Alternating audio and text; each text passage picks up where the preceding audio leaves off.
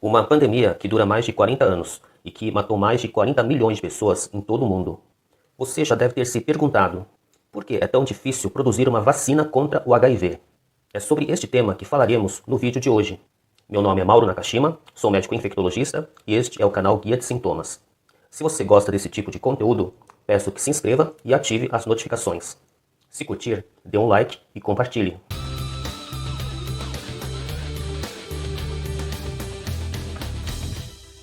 O ciclo de replicação do HIV leva pouco mais de 24 horas. E esse ritmo acelerado de multiplicação gera dezenas de milhares de cópias do HIV diariamente.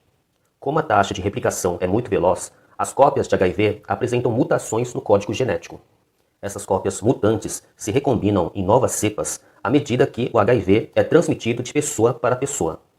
Como o HIV interage com o sistema imunológico? Veja bem, os linfócitos CD4 sinalizam a presença de um agente infeccioso e recrutam para o local da infecção os linfócitos CD8, conhecidos como células natural killer, ou assassinas naturais. São os linfócitos CD8 que destroem as células infectadas pelo HIV. O HIV infecta justamente os linfócitos CD4, comprometendo os mecanismos de defesa contra os agentes infecciosos. À medida que esses linfócitos CD4 são destruídos, o indivíduo sem tratamento antirretroviral atinge o estágio de exaustão imunológica, predispondo ao desenvolvimento de infecções oportunistas.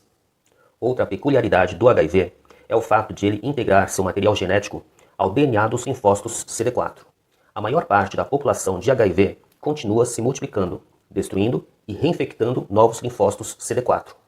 Entretanto, uma fração menor da população de HIV integra seu RNA ao DNA dos linfócitos, sendo que esse RNA viral fica desativado e os linfócitos ficam em estado de repouso, tornando-se reservatórios latentes de HIV, em que nenhuma cópia do vírus é produzida.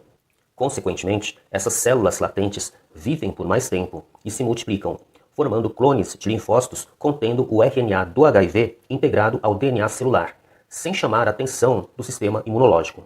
Estima-se que o HIV demore entre 4 horas até 4 dias para se deslocar do local de infecção até os gânglios linfáticos, onde o vírus invade os linfócitos CD4 e integra seu RNA ao genoma celular. É assim que o HIV fica oculto, consegue escapar do sistema imunológico e perpetuar a infecção. Portanto, o objetivo da vacina ideal é fazer com que a pessoa tenha imunidade amplamente neutralizante contra o HIV já no momento da infecção, e que os anticorpos consigam destruir toda a carga viral infectante dentro de até 24 horas. Caso contrário, a infecção se estabelece de forma irreversível. A vacina perfeita contra o HIV deve atingir 4 objetivos: neutralizar todas as variantes genéticas do HIV, induzir uma resposta imune robusta, manter a integridade do sistema imune, destruir e eliminar completamente os reservatórios latentes de HIV. Esta é uma tarefa hercúlea para os pesquisadores. Por mais que uma vacina seja capaz de produzir anticorpos contra o HIV, ele sofre mutações no seu código genético que lhe permitem enganar o sistema imunológico e não ser reconhecido pelos anticorpos. Outra camuflagem empregada pelo HIV é cobrir áreas de sua superfície com uma densa camada de moléculas de açúcar, que são reconhecidas como sendo próprias do hospedeiro, fazendo com que os anticorpos não ataquem e destruam o vírus. Por isso, as tentativas de se produzir uma vacina direcionada contra proteínas do envelope viral fracassaram. Temos também a tecnologia da vacina com RNA mensageiro, que ficou mundialmente conhecida durante a pandemia de Covid-19. No SARS-CoV-2, a vacina contém o RNA mensageiro, que induz a produção da proteína spike do coronavírus. Entretanto, não se sabe quantos RNA mensageiros podem ser incluídos e quantas proteínas podem ser expressas em uma única vacina, o que pode comprometer o uso dessa tecnologia para uma eventual vacina contra as múltiplas variantes do HIV. Você sabia que existe um grupo de pessoas vivendo com HIV que conseguem suprimir a multiplicação do vírus sem a necessidade de medicamentos antirretrovirais, mantendo a carga viral do HIV persistentemente indetectável? Esses indivíduos são chamados de controladores de elite.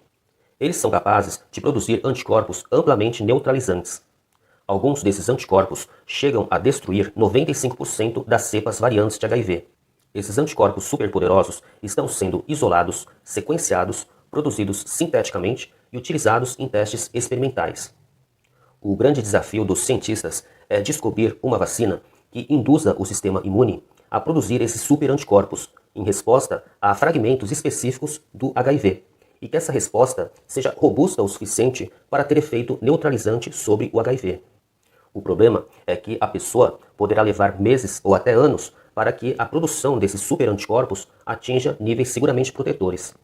Além disso, existe o receio de que esses super anticorpos, produzidos de forma exacerbada pelo sistema imune em resposta à vacina, possam atacar as células do próprio hospedeiro, desencadeando doenças autoimunes.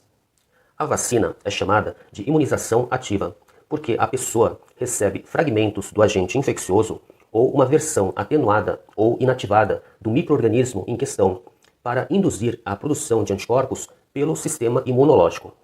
Você já ouviu falar em imunização passiva? Ela consiste na administração de anticorpos para combater diretamente um agente infeccioso ou uma toxina.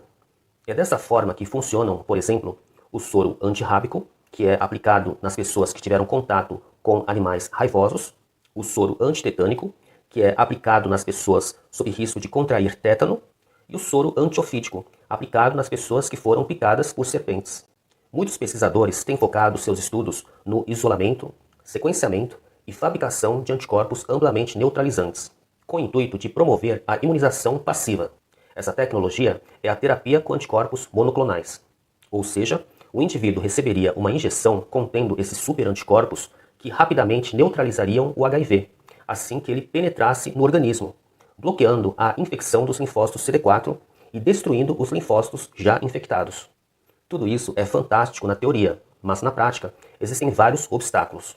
Por exemplo, descobrir os melhores anticorpos amplamente neutralizantes e a sequência correta dos aminoácidos para produção em larga escala. Encontrar um anticorpo que tenha eficácia de longa duração, que demande sua administração a cada 3 ou 6 meses. E o alto custo dessa tecnologia. Será que o Sistema Único de Saúde será capaz de bancar essa terapia para todos os interessados? Outro problema é que a proteção induzida pelos anticorpos monoclonais não é duradoura, e as pessoas teriam que receber novas injeções desses super anticorpos depois de alguns meses.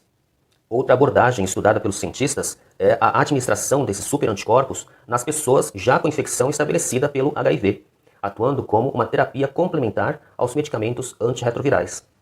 É importante lembrar que, mesmo que fosse descoberta uma vacina capaz de induzir a produção desses super anticorpos nos pacientes vivendo com HIV, seria indispensável contar com uma resposta imune robusta. Na infecção crônica pelo HIV, muitas vezes o paciente não apresenta uma contagem elevada de linfócitos CD4, o que compromete também a ação dos linfócitos CD8, que efetivamente destroem o HIV. Esse esgotamento imunológico prejudicaria uma resposta vigorosa à vacina, não havendo a produção desses superanticorpos em níveis adequados para combater a infecção. Mesmo que uma vacina promissora seja descoberta, ela ainda teria que passar por longos testes de segurança e durabilidade de eficácia, até ser aprovada pelos órgãos competentes. A partir daí, seria inicialmente administrado nas populações com maior risco de infecção pelo HIV. Quando houvesse produção suficiente, a vacina poderia ser incorporada ao calendário vacinal de rotina, sendo a primeira dose, idealmente, administrada antes do início da vida sexual, e a partir daí seria disponibilizada para as demais faixas etárias.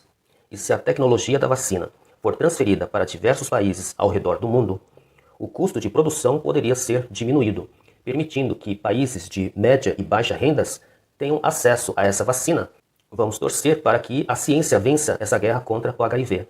Enquanto não temos a vacina, o que nos resta é agir com bom senso e tomar atitudes responsáveis em relação à nossa vida sexual. Usar camisinha de forma correta e consistente em todas as relações sexuais e fazer uso consciente da profilaxia pós-exposição e da profilaxia pré-exposição, sob monitoramento de um médico infectologista. Vou deixar uma playlist com vários vídeos sobre HIV e outras infecções sexualmente transmissíveis. Vale a pena dar uma conferida. A melhor prevenção é a boa informação e a prática de hábitos saudáveis. E este vídeo termina por aqui. O que você achou do conteúdo? Deixe seus comentários, se curtiu, dê um like e compartilhe. Não se esqueça de se inscrever e ativar as notificações. E obrigado pela sua companhia. Até o próximo vídeo.